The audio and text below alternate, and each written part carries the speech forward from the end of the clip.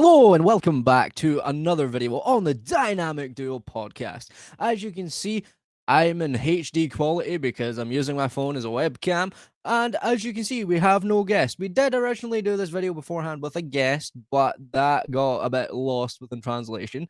But as you can see, it's myself, Kanan Wolf, and MMA King Crease Jr. once again back at it again. The Dynamic Duo returns, and we're talking about Dragon Ball Superhero, or whatever the fuck this one was called, because they fucking change the names of it all the fucking time.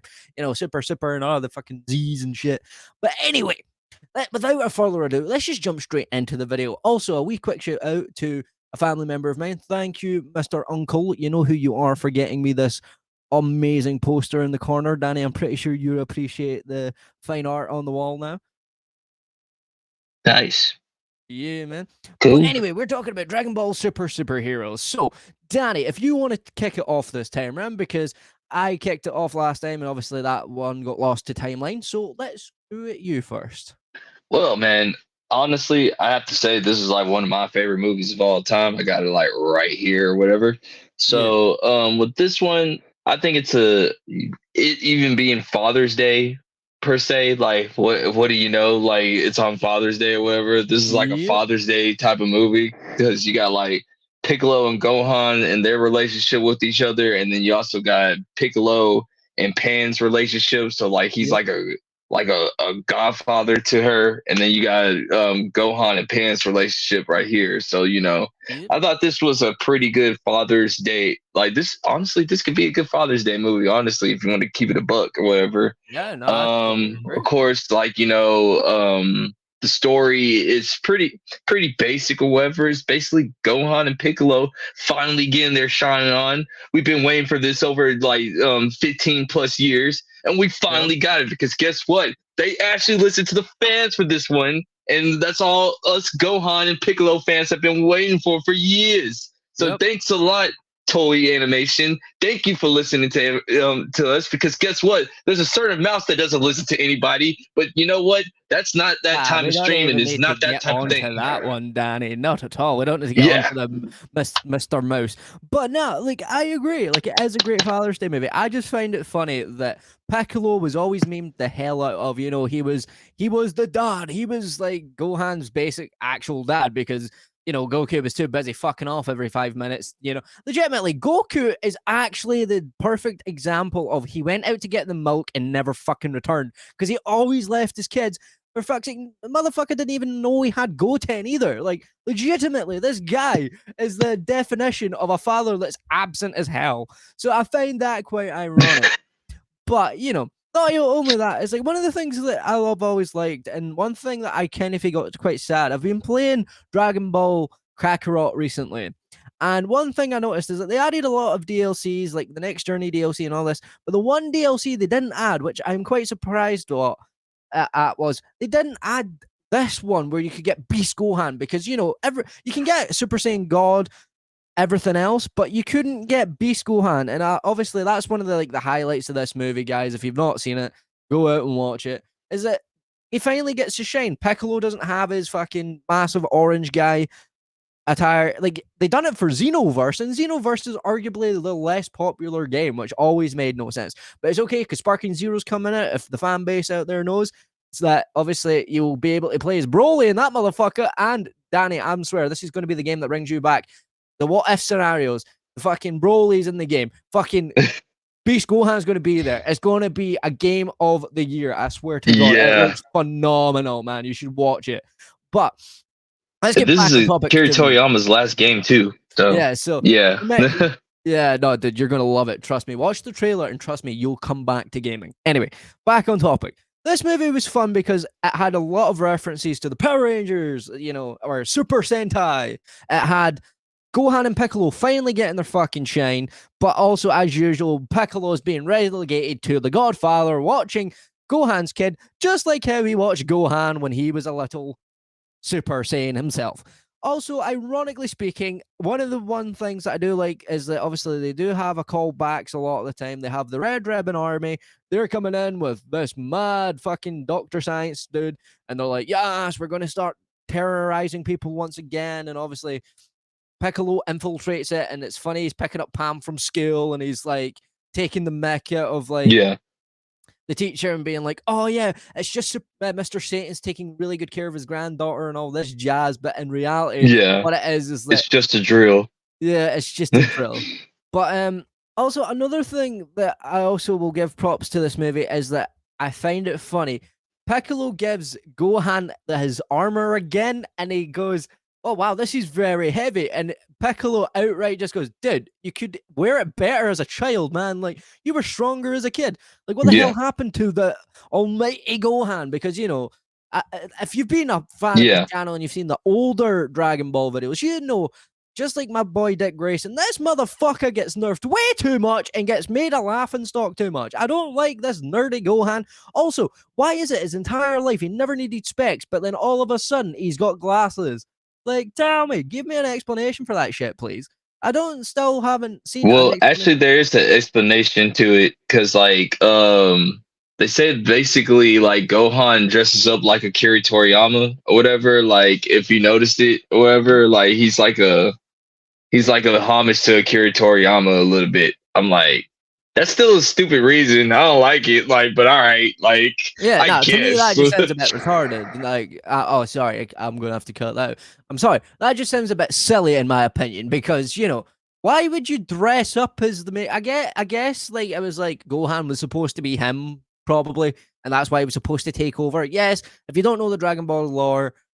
Gohan was supposed to take over from Goku, but as always, we have whiny, bitchy assholes, just like in every fandom, that were like, no, we need Goku, and he needs to be OP as fuck, and he needs to have every power known to man. Fuck up, I hate this shit. But anyway, moving on from the little mini rant, the movie overall, I think, is a really good movie if you're a fan of Gohan and Piccolo. The art style, though, fucking flopped for me. Like, rewatching it again, I rewatched it just before doing this. The animation style, Bulma looks fucking hideous in 3D. Like, it doesn't even look right. It looks a bit ski-whiff.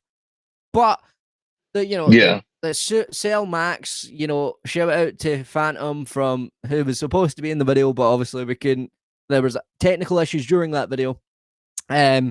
He stated it. He didn't like that. For me personally, I liked it. I know Danny liked it.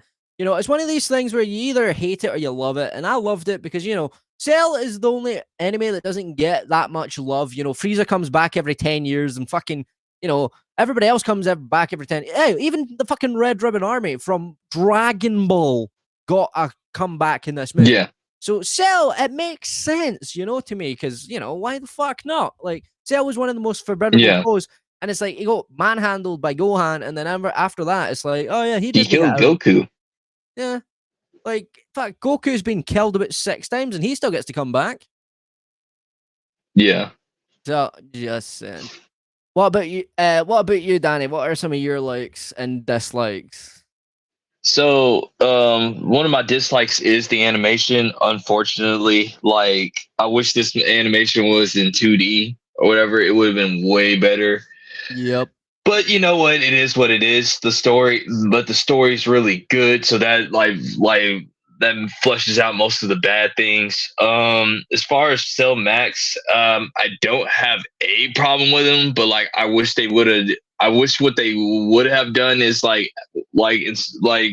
have Cell Max, but you also have like a perfect Cell Max in there, and like he still remembers say he hatches.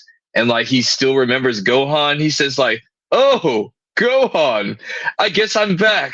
So we must commence our last match at the Cell games." So you know, something like that. That would have been a little bit nice if like Cell would have been able to talk back and like just remember Gohan or whatever in a different life or whatever. That like his cells from the Cell games would have been part of this new Cell Max. I thought that would be pretty cool. Yeah. What else? I do love the fact that I think this is like some of the most funniest thing is that Lord Beerus has a thing for green Latina chicks. I thought that was freaking hilarious or whatever. Like, yeah, that's true. Oh yes, she could stay. Yeah, well, I think what we should do is we've gave a little overview and a little review. Let's just jump straight into the ratings for this movie. For me, the depends highly on what my opinion is. And my opinion is, I love the Gohan and Piccolo stuff. And though I wasn't really too interested in the Red Ribbon stuff, it was cool. But personally, for me, it wasn't amazing. So I would give it between a 7.5 and an 8 out of 10. Fuck off. Anyway.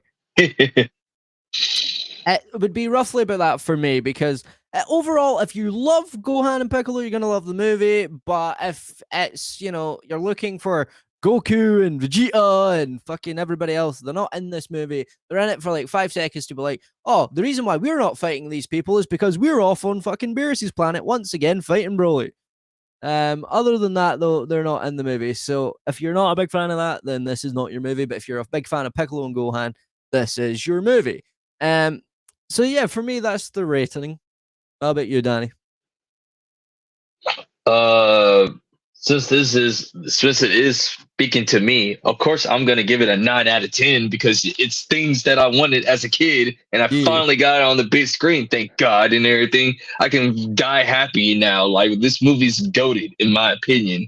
Yep. For all the people that says, well, where was Goku and Piccolo? They told you already. Like, all right, they told you before the movie. This is not gonna be a Piccolo. I mean, this is not gonna be Goku and Vegeta. So, like, if they tell you the answer, you can't get mad at the answer. All right, like, I'm just saying, like, you know, can't get mad if 2 + 2 = 4, and the teacher tells you that and everything. I'm just saying. So yeah, I give it like a 9 out of 10, just purely for the fact of, you know, we find I like the fatherhood type of stuff. I love the fact that Piccolo and Gohan finally get their shine. I love the Red Ribbon Army. I'm a huge Red Ribbon Army fan. Like, I literally got a Red Ribbon Army hat up there or whatever. I mean, the dynamic of Pan, like, learn how to fly and stuff like that. I thought that's pretty cool. And, you know, getting ready for the next generation. I wish they would have had Goten and Trunks do the fusion. But you know what? Hey, we can't do that because, you know, that's more animation. Yeah. Whatever. You know what I'm saying? But Gamma 1 and Gamma 2, big shout out to them. They were a good highlight of the movie too. You know, Super Sentai poses and all. You know, they thought they were the good guys, found out they were the bad guys, switched sides, and as usual, one of them has to go, because as I've noticed, if you go bad and then you become good again, just like in the Mouse House, one of you have to go, or someone has to go, and it's ridiculous. Can we please get a story where someone doesn't go down because they turn back to good? Thank you. Anyway, moving on. Yeah. So I think we could wrap it up right here. But what is the post-credit? Because I'm actually outdated as crap, so you're gonna have to do it. So we're gonna go to a shark-infested area. You know, it's really deep and blue, and, you know, Samuel L. Jackson. But I think that's a little too much. I think I'll probably. You can see it's the one movie where Samuel L. Jackson goes to deliver a great speech, but does he finish? We shall find out. But anyway, this has been the Dynamic Duo podcast. I have been Kanan Wolf. That is MMA King Kreese Jr., and we shall see you guys in the next video. Subscribe.